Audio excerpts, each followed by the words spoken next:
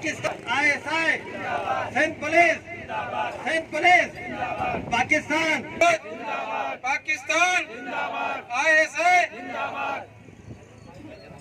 हमारे साइंसदानों ने, इससे हमें फख्र है। हम फख्र भी करते हैं IS वालों से, पाक आर्मी वालों से भी, और हम और आइंदा भी रहेंगे। मेहरबानी।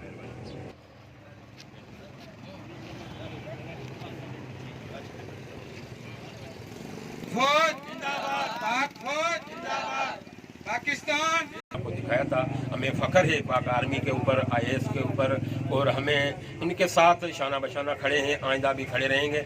और कहीं भी अगर हमारी ज़रूरत पड़ी तो हम पहले शाना बशाना पहले आगे आएंगे इंशाल्लाह। पाकिस्तान जिंदाबाद, पाकिस्तान जिंदाबाद, पाक फौज जिंदाबाद।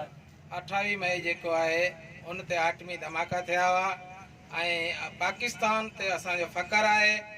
ऐं जेको आटमी धमाको थियो इन जे फुल ताक़तवर असांजो मुल्क आहे ऐं असां पाकिस्तान सां गॾु आहियूं।